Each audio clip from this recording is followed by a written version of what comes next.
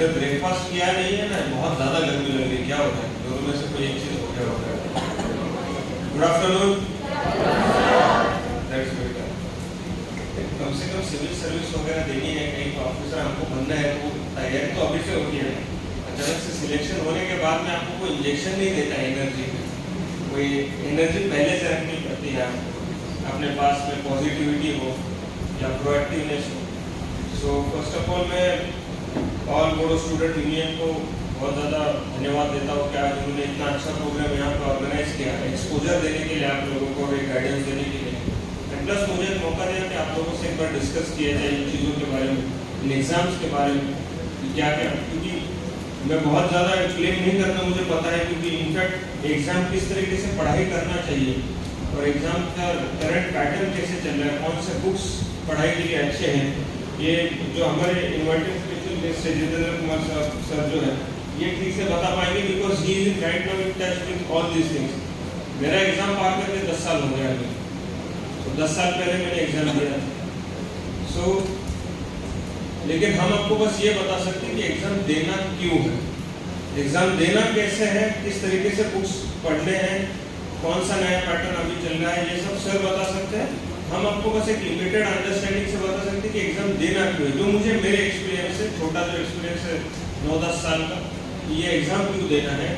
But ये सब करते हुए मैं फर्स्ट ऑफ ऑल ये पूछना चाहता हूँ कि आप में से कितने डिग्री स्टूडेंट हैं, डिग्री स्टूडेंट हैं लोग, ओके, कितने ग्रेजुएट्स हैं, ग्रेजुएशन कंप्लीट हो गए हैं, गुड।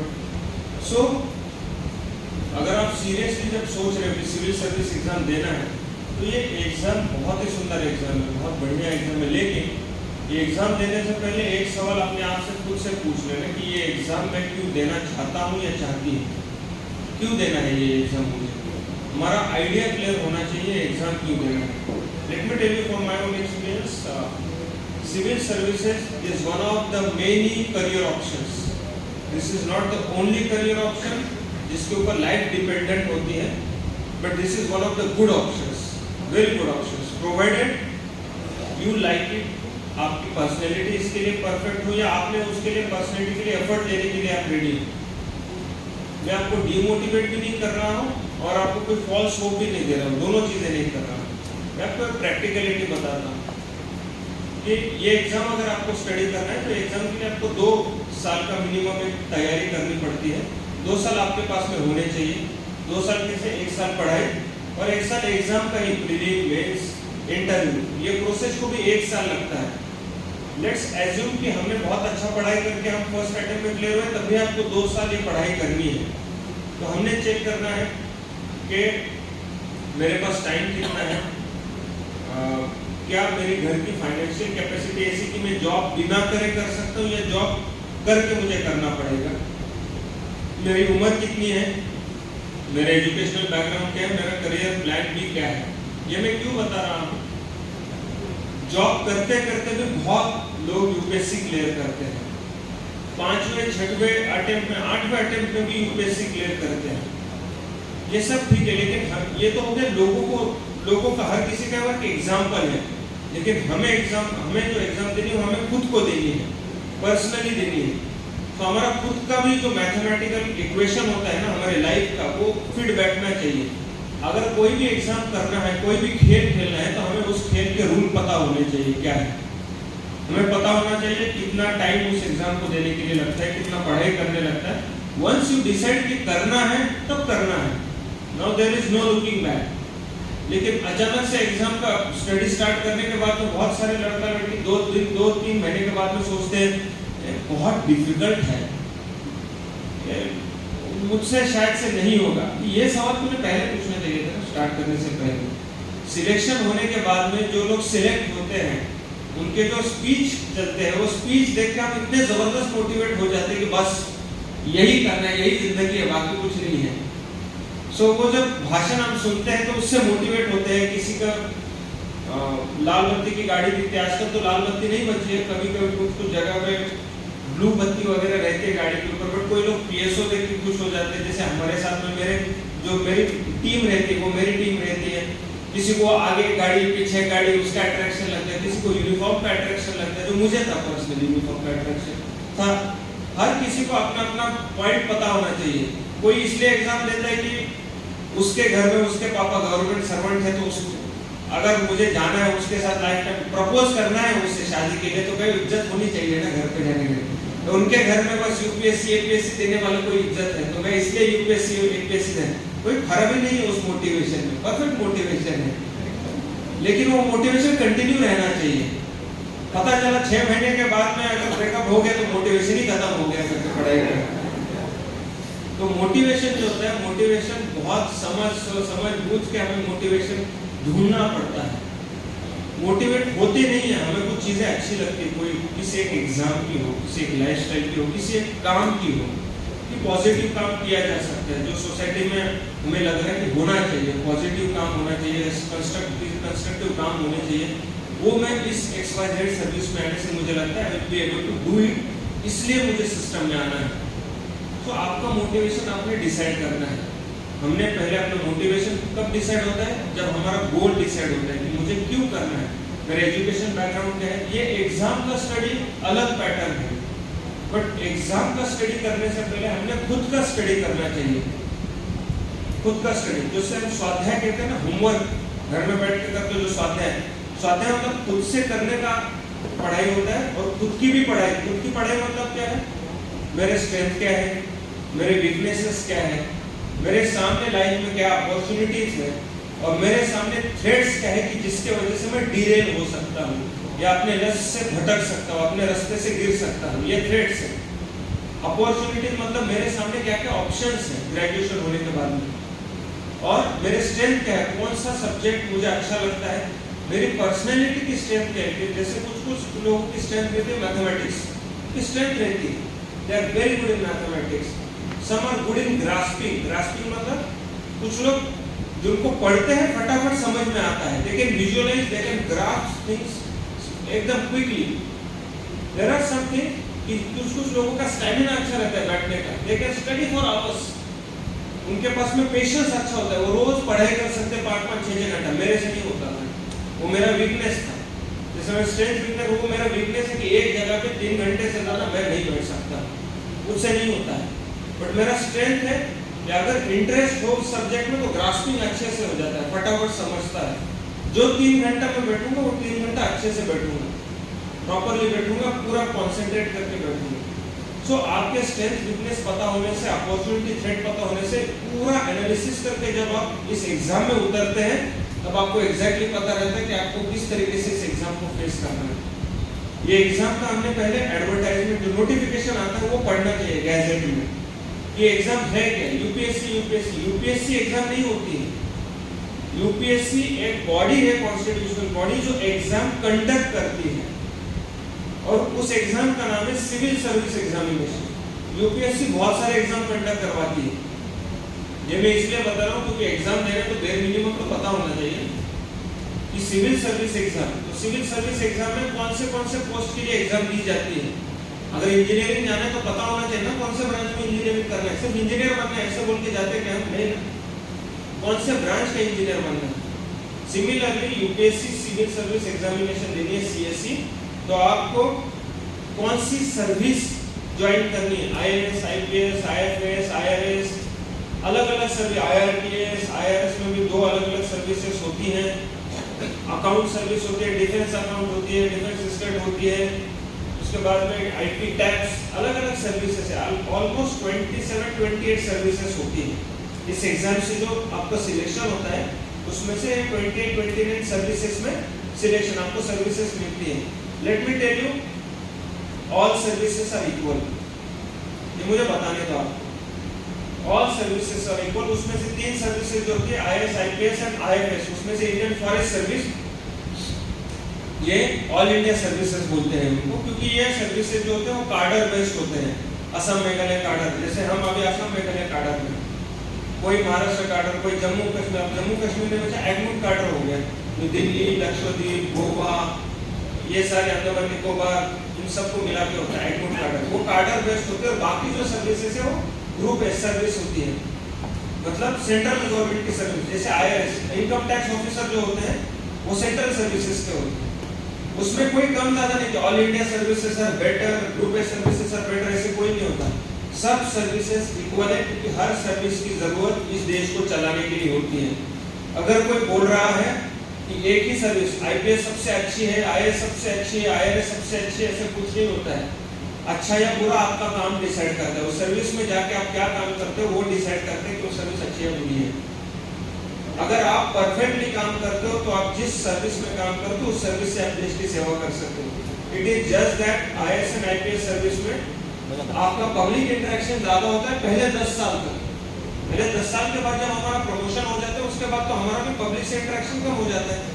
जैसे मैं अभी एसपी हूँ, कोई डीसी रहता है तो हमारा पब्लिक इंटरेक्शन या पब्लिक आई में हम आपको दिखते ज्यादा है, बाद में कम दिखते हैं, पर सारे ही सर्विसेज इक्वल होते हैं प्रोवाइडेड आपको उस सर्विसेज में इंटरेस्ट ज्यादा हो। कल कोई मुझे पूछेगा कि कौन सी सर्विस अच्छी है बुरी है, मेरे लिए आईपीएस सबसे बेस्ट है। मेरे लिए based on my personality assessment मुझे सबसे ज्यादा इस सर्विस में एंजॉय करता हूँ। आप कौन सी सर्विस में एंजॉय करते हो ये आप तभी बता पाओगे जब आपको सर्विसेज के बारे में भी नॉलेज है एंड आपके खुद के बारे में आपको नॉलेज है कि आपकी पर्सनैलिटी क्या सूट करती है। मुझे रात दिन भागना अच्छा लगता है, मुझे जंगल में जाना अच्छा लगता है, मुझे थ्रिल अच्छा लगता है, तो आ जाओ इस सर्विस में, यू आर वेलकम। मुझे अलग टाइप की सर्विस अच्छी लगती है, मुझे थोड़ा सा पर्सनल स्पेस चाहिए। I need 9 to 5 but I need something specific to commerce and some may be कोई सीए होगा, चार्टर्ड अकाउंटेंट हो सकता है, कंपनी सेक्रेटरी हो सकता है। ही माइट से कि I have an interest towards accountancy, commerce, finance related things. He can do better in IRS revenue service में, कर सकते हैं। Someone has interest in political and international relations, foreign relations, diplomatic relations, उसका उसमें interest ज्यादा हो, he will be doing better in Indian foreign service। हर किसी का स्ट्रेंथ वीकनेसेस के हिसाब से सर्विसेज होती हैं।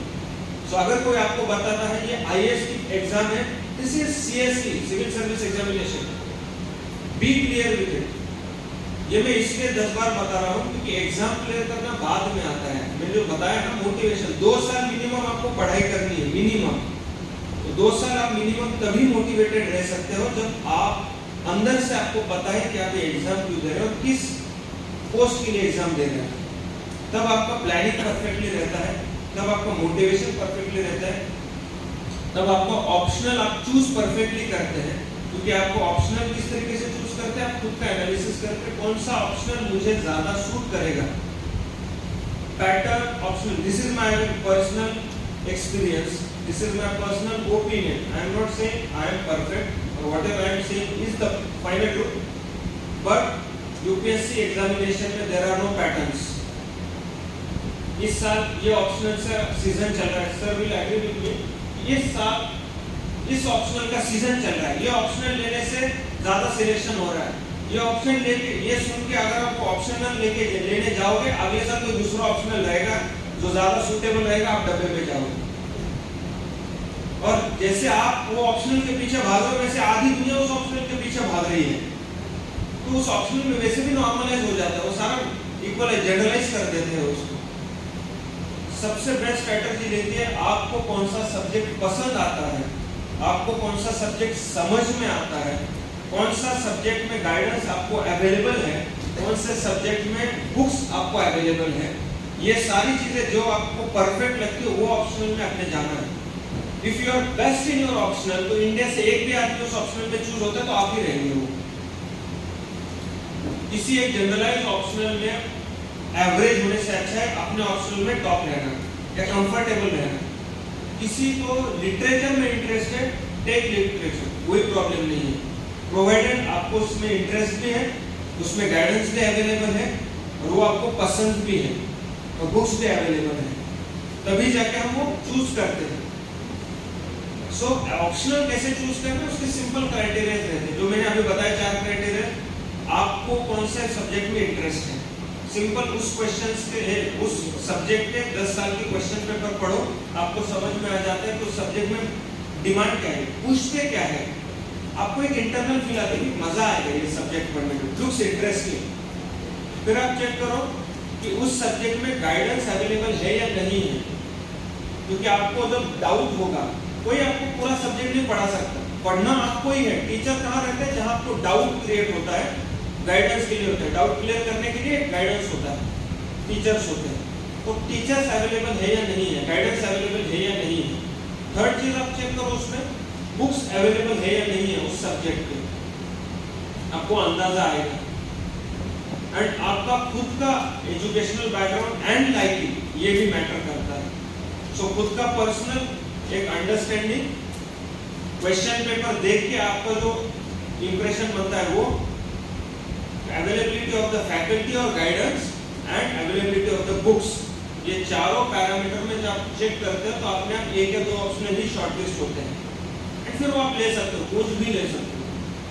कोई लोग बोलते हैं सर पगाड़ में ज़्यादा चल रहा है आजकल इसलिए पगाड़ लेते हैं, कोई बोलते हैं सर लिटरेचर अच्छा चल रहा है। क्या अच्छा चल रहा है, तुझे क्या चलता है ये बता। लोगों को पाव भाजी अच्छी लगती है बट मुझे अच्छी नहीं लगती पाव भाजी, तो सब लोग पाव भाजी खाते हैं इसलिए हम भी पाव भाजी लेंगे क्या मार्केट में जाके? नहीं ना, हम अपनी चॉइस से लेंगे ना जो मुझे पसंद है। सब लोगों को चिकन तंदूरी अच्छा लगता है तो इसलिए मैं चिकन तंदूरी नहीं लूंगा। मुझे कबाब चाहिए तो मैं कबाब लूंगा।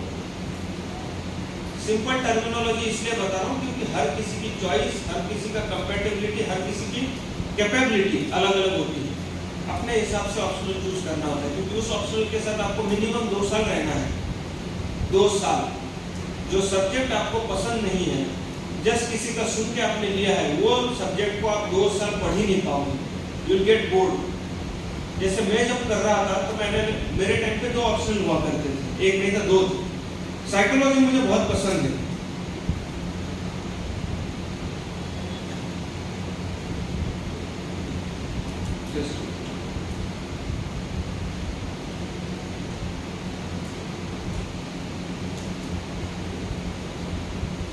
साइकोलॉजी मुझे बहुत पसंद था। पर जब साइकोलॉजी का पेपर मैंने पढ़ा, क्वेश्चन पेपर्स पढ़े, तो साइकोलॉजी का फर्स्ट पेपर जो था पूरा थियरी था।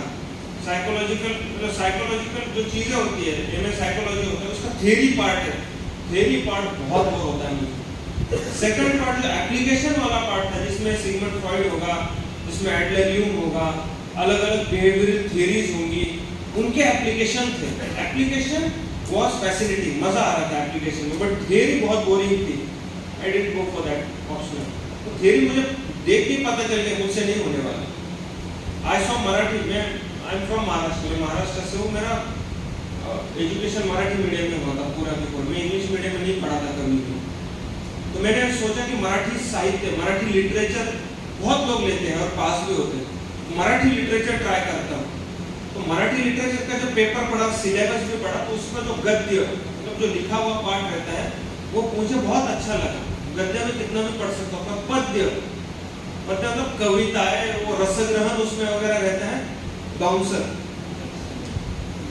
नहीं होने वाला तो क्यों जाते उस रास्ते पे? ठीक है, एक पार्ट अच्छा लगता है, दूसरा नहीं। दूसरा ऑप्शन है ना जिसमें दोनों पार्ट अच्छे लगे। देन पबेड पे मैं आया, मैंने पॉलिटिकल साइंस भी देखा, तो उसमें से पॉलिटिकल साइंस मुझे ज़्यादा अच्छा लगा, इंटरेस्टिंग लगा। उसमें इंटरनेशनल रिलेशंस का भी पार्ट था जो मुझे बहुत ज़्यादा पसंद था। मेरा एजुकेशनल बैकग्राउंड इंजीनियरिंग है, मैं इंजीनियर हूँ, इलेक्ट्रॉनिक्स टेलीकम्युनिकेशन का, बट मुझे हिस्ट्री में बहुत इंटरेस्ट था पहले से। तो यूपीएससी ने मुझे मौका दिया हिस्ट्री पढ़ने का, ancient history, medieval, world history, modern history, पूरी हिस्ट्री थी। जो मुझे पसंद था वो पढ़ने का मुझे यूपीएससी से मौका मिला, तो I choose history, I choose political science and international relation as my second option. Medium, कौन से मीडियम से देना? यूपीएससी अलाउ करती है आपको अपने मदर टंग से भी पेपर लिखने के लिए। मैं इंजीनियर था, इंग्लिश मेरी अच्छी खासी थी, मतलब लिखने पढ़ते तो सकता ही था इंग्लिश में अच्छे से, बट मुझे मराठी पसंद थी। मैं मराठी में खुद को ज़्यादा अच्छे से एक्सप्रेस कर पाता हूँ। अगर मुझे मराठी अलाउड है, उन्होंने अलाउ किया है, मैंने मराठी ले। लोगों ने कहा कि इंग्लिश ले लो, इंग्लिश नहीं लेने से, मराठी लेने से वो तुमको खराब पाएंगे। क्यों खराब पाएंगे? आपने मेनू रखा है तो मैं मेनू में से कुछ भी चूज कर सकता हूँ। आपने मेनू में रखा ही है, आप मराठी में लिख सकते एग्जाम, आप आपके मदर टंग में एग्जाम लिख सकते, तो मैं लिख रहा हूँ। और मुझे तो आज तक कभी वो एक्सपीरियंस नहीं आया कि उन्होंने कभी साइडलाइन किया हो। साइडलाइन किया रहता तो आज मैं यहाँ नहीं रहता आपके सामने। मेरा खुद का ही एग्जाम्पल है कि आप अपने मदर टंग से एग्जाम लिखते हो तो आपको कभी डिस्क्रिमिनेट नहीं किया जाता है, नहीं किया जाता है। बट अगर आप इंग्लिश से डर के आपके मदर टंग में एग्जाम लिखोगे तो इंग्लिश कहीं ना कहीं आपको पकड़ ही लेगा। किसी भी सब्जेक्ट से दूर भाग के मदर टंग नहीं पकड़नी है। इंग्लिश से भाग के मदर टंग पकड़ोगे तो इंग्लिश का तो कंपल्सरी पेपर होता ही है उसमें। जब तक वो मेंस में आप पेपर क्लियर नहीं करते हो, आपके बाकी पेपर चेक ही नहीं होते हैं। आपके मदर टंग एंड इंग्लिश का पेपर जब तक आप क्लियर नहीं करते हो, आपके बाकी पेपर चेक ही नहीं होते, कितने भी अच्छे लिखो।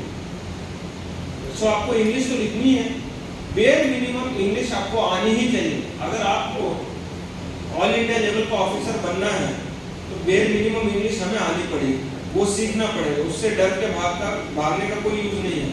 इनफैक्ट इंग्लिश वर्ल्ड की लिंग्वा फ्रैंका है, पूरे दुनिया का नॉलेज इंग्लिश आपको ओपन करके देता है। तो खुले बाहों से उल्टा लेना चाहिए, इंग्लिश को सीखना चाहिए। जितना पढ़ोगे, लिखोगे, सीखोगे, बोलोगे, उतना ज़्यादा प्रैक्टिस होते रहेगा उन सब चीज़ों। सो उस हिसाब से लैंग्वेज आपने चूज करनी है, एग्जाम की ऑप्शन चूज करने हैं, कौन सी सर्विस में जाने के दिमाग में रखने। जब मेंस क्लियर करते हो तब आपको पूछा जाता है, जब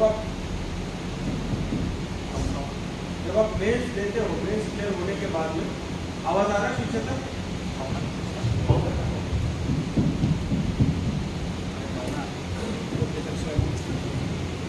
उसका कम हुआ बट आवाज इसमें से नहीं जा रहा है।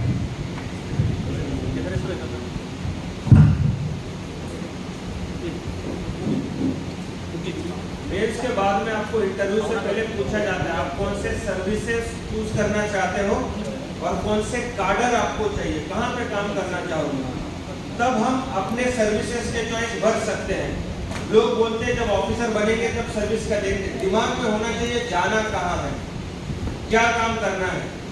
जब आइडिया क्लियर होता है तब काम करना इजी रहता है, प्रॉब्लम नहीं रहता है।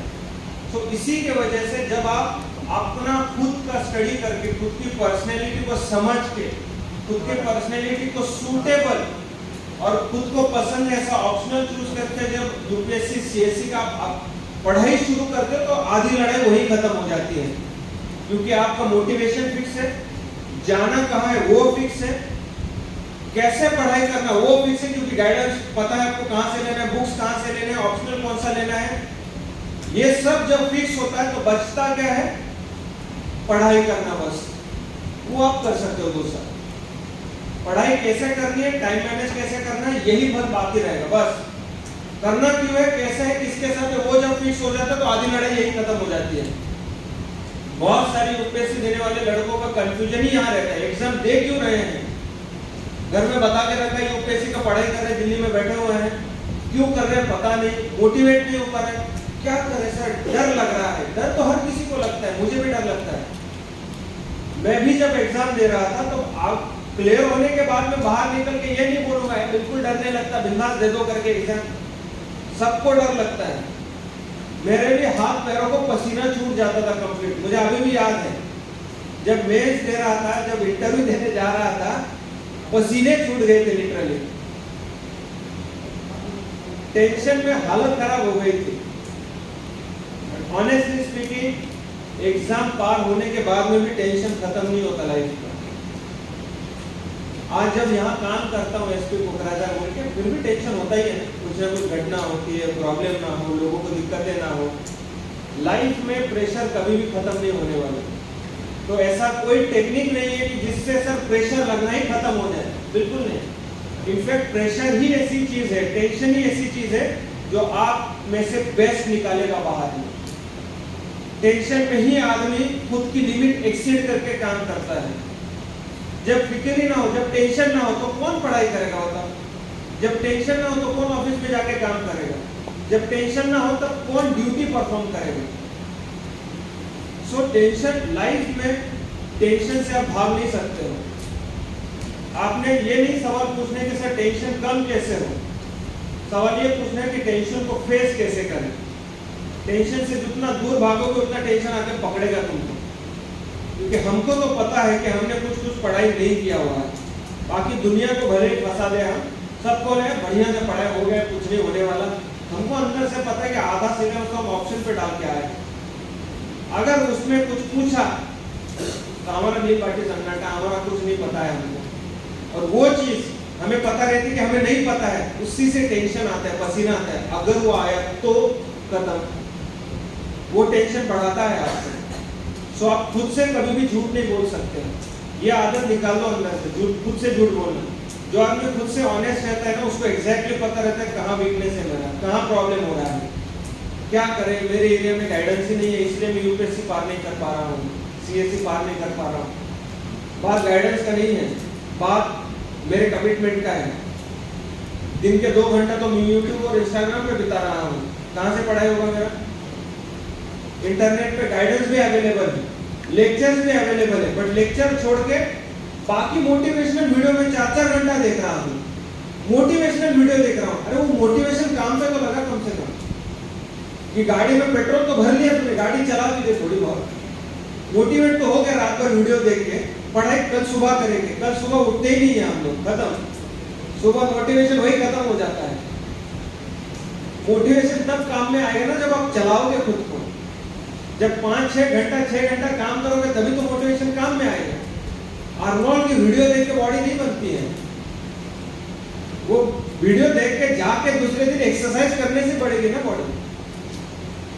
कमांडो का मूवी देख के मुझे भी कमांडो बनना है, तो सुबह उठ ले, पहले सुबह उठ के भाग लेते, थोड़ा 5 किलोमीटर भागे, फिर कमांडो बनने की बात करेंगे। बैठे बैठे कमांडो बनना हो तो सारे कमांडो बन जाते हैं, वीडियो देख देख के कमांडो बन जाते हैं सारे के सारे।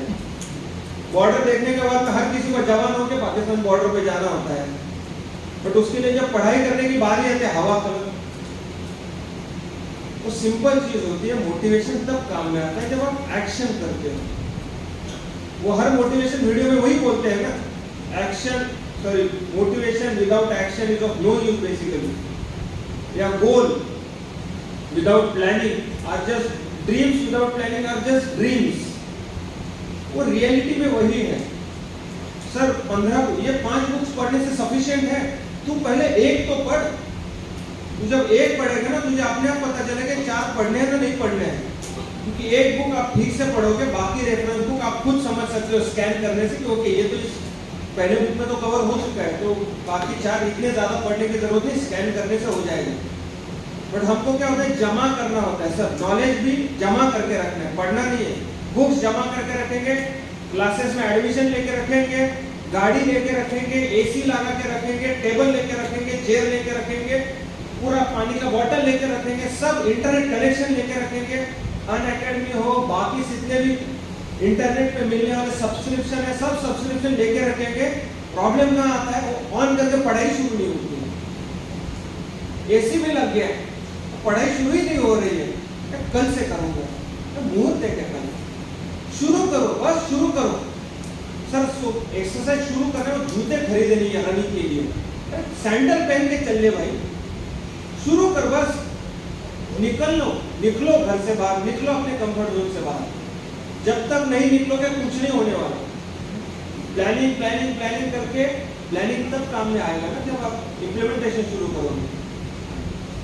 मुझे कमांडो बनना है, इसलिए मैंने जूते खरीद दिए, डेकाथलॉन में जाके गुवाहाटी जाऊंगा अगले हफ्ते, डेकाथलॉन से जूते खरीद के लाऊंगा। कौन से कंपनी के जूते चाहिए उसमें 1 घंटा रिसर्च भी कर लिया हमने, रनिंग के लिए कौन सा जूता बढ़िया। पर फिर भी वो बिना जूते वाला मेरा आगे चला गया, तो प्लानिंग करता रह गया, वो 2 दिन भाग के भी आ गया। लाइफ में यही है, implementation has to be there. शुरू करो पढ़ना, भले मेरे पास मटेरियल नहीं है, जो है अवेलेबल उससे शुरू करो। सर एनसीईआरटी मिल नहीं रही, लोकल मीडियम पे पढ़ लो।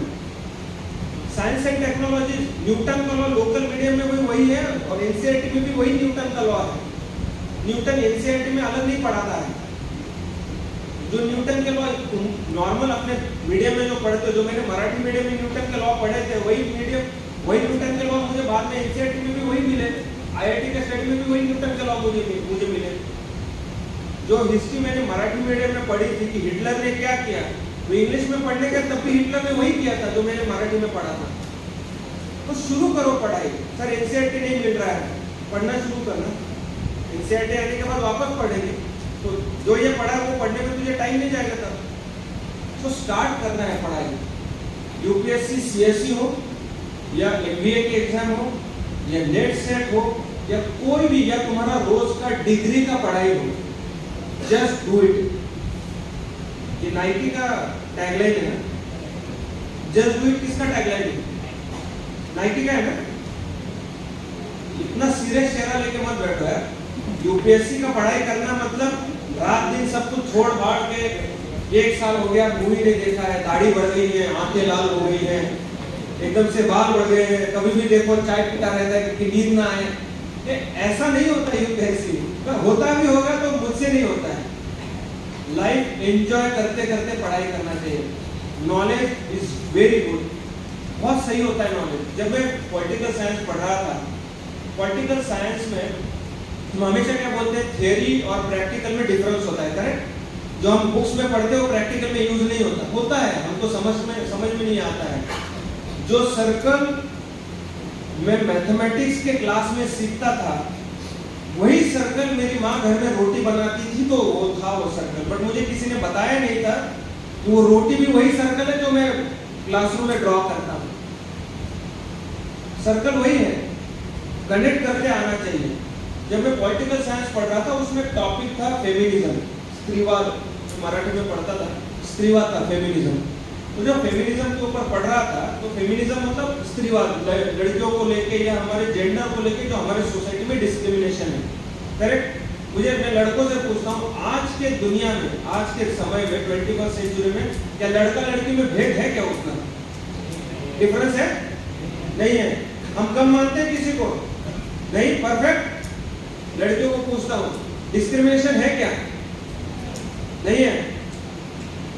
हाँ बोलेंगे तो कैसे बोलेंगे, अकेले कैसे बोलेंगे? कोई आजू बाजू वाला बोल रहा है क्या रिस्पॉन्स, तभी मैं बोलूंगी या तभी मैं बोलूंगा, वो बोल रहा है तो तब मैं बोलूंगा।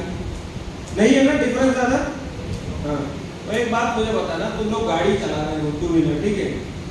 टू व्हीलर चला रहे हो, सिग्नल पे रुक गए, बाइकर में हमारे में सिग्नल है नहीं, बट कहीं पे जाए, कहीं सिग्नल पे रुक गए, तो गाड़ी चालू की, कोई लड़की आपको ओवरटेक करके चली गई, क्या रिएक्शन होता है?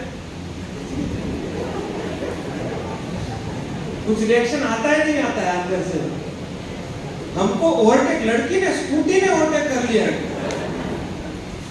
और जोर से दबाएंगे, ओवरटेक कर, आप शांति आई करके थोड़ी सी, होता है नहीं होता है? खुद को पूछो, कहां से जेंडर वाइज खत्म हुआ, बताओ तो जरा। कि लड़की मुझे ओवरटेक नहीं कर सकती, क्यों? क्योंकि सदियों से बताया गया है ना, वो उनसे जूनियर में है, वो मुझसे ओवरटेक, हमारी मर्दा ने भी कहा है गाड़ी चलाना हमारे मर्दों का काम है, उसने ओवरटेक कर लिया, नहीं चलेगा। साइकिल हो, वो स्कूटी पे, साइकिल से ओवरटेक करूंगा मैं उसको, पीछे नहीं रहूंगा करके। लड़की आगे चली गई तेरे से, डायलॉग मारते हैं ना हम एक दूसरे को, हमारे डायलॉग्स में ही जेंडर बायस है। कहां से जेंडर बायस निकल गया बताओ? प्रैक्टिकल में भी वही है। फेमिनिज्म अगर आप पढ़ोगे, आपके घर में आपको खुद में दिखेगा है या नहीं है। कि बाहर पढ़ाई करने के लिए जाना है, किसको पहले प्रेफरेंस मिलते, देख लो। नॉर्मल डिस्कशन में किसको प्रेफरेंस मिलता है, देख लो। सो प्रैक्टिकल में चीजें नॉलेज वाली होती है, जो हम पढ़ते हैं वो होती है, हमें देखने नहीं आता है। साइंस एंड टेक्नोलॉजी होता ही है कि इतने फैन लग के भी तुम्हारा पसीना कम नहीं हो रहा है, क्यों? हवा में ह्यूमिडिटी उतनी है। ह्यूमिडिटी क्यों है? बारिश हो गई थी ना, जमीन से निकल रहा है ह्यूमिडिटी, इसलिए हवा में ह्यूमिडिटी ज्यादा है। तुम्हारे मोबाइल में ऐप होता है, देखो वेदर का ऐप होता है, उसमें ह्यूमिडिटी देखता है, ह्यूमिडिटी ज्यादा हो तो फैन कितना भी लगाओ पसीना कम नहीं होने वाला, क्योंकि हवा में सैचुरेशन उतना होता है। साइंस है वो। आज पसीना बहुत है, कॉमन सेंस है, रहेगा ही ज्यादा। ठंडियों में पसीना इतना नहीं आता है, सेम टेम्परेचर में इतना, या गर्मी में भी पसीना इतना नहीं आता है सेम टेम्परेचर में, क्यों? क्योंकि ड्राई रहता है वेदर, ड्राई में पसीना कम आता है। सो सब जगह साइंस होता है, सब जगह थ्योरी होती है। पॉलिटिकल साइंस हो, हिस्ट्री हो, ज्योग्राफी हो, सब जगह होता है, हम पढ़ नहीं पाते हैं उसको। तो जब आप इस एंगल से पढ़ाई शुरू करते हो ना, हिस्ट्री मैंने इसलिए नहीं पढ़नी क्योंकि 100 या 300 मार्क का क्वेश्चन पेपर उसमें आएगा, उसको 300 रखने नहीं।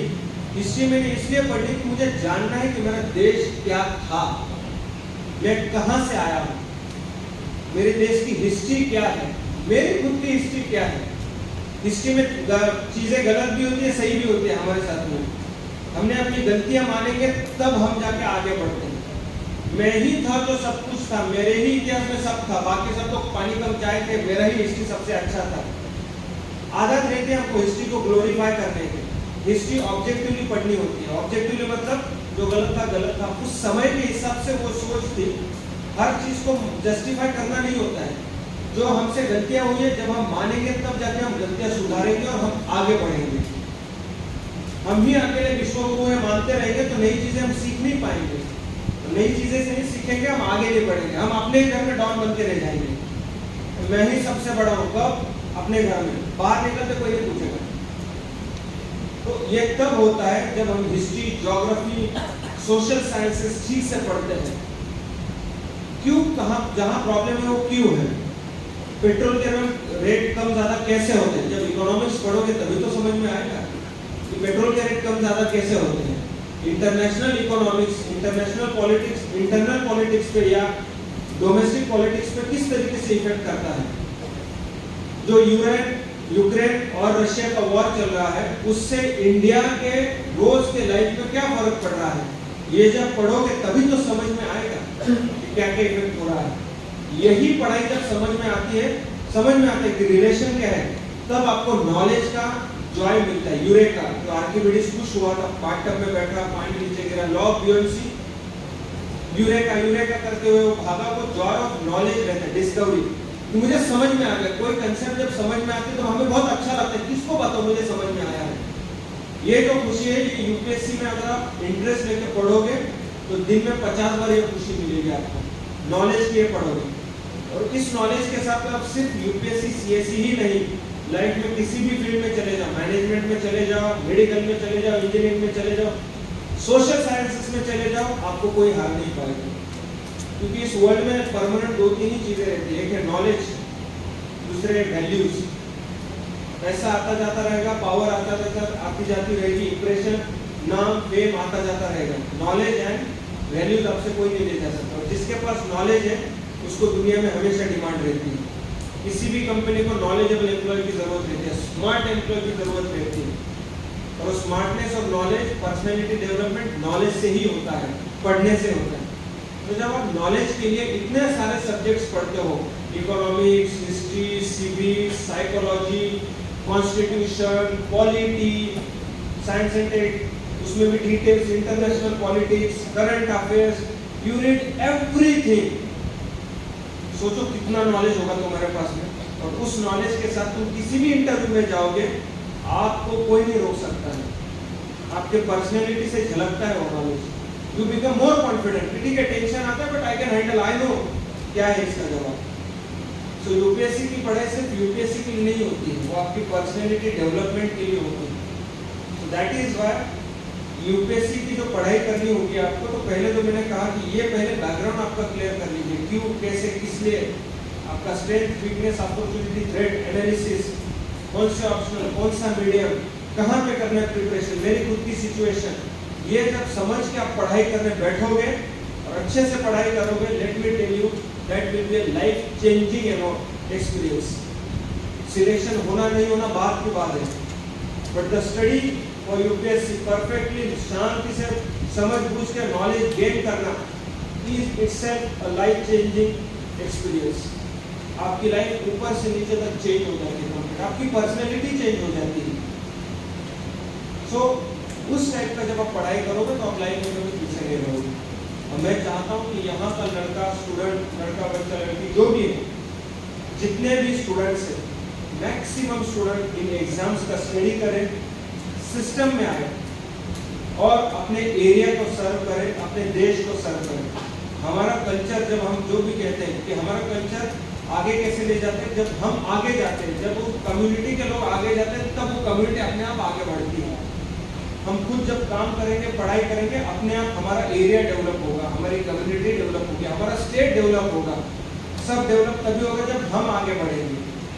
तो इसीलिए मैं सारे स्टूडेंट्स को बहुत ज़्यादा शुभकामनाएं देता हूँ कि मैक्सिमम स्टूडेंट मन से इस पर आए, ऊपर में बैठने के लिए आए, एग्जाम क्लियर करके।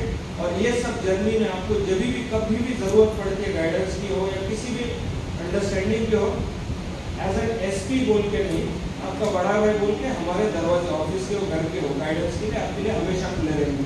जब भी आपको दिक्कत हो, हम हमेशा आपके गाइडेंस के लिए, आपकी मदद के लिए यही करेंगे। Thank you.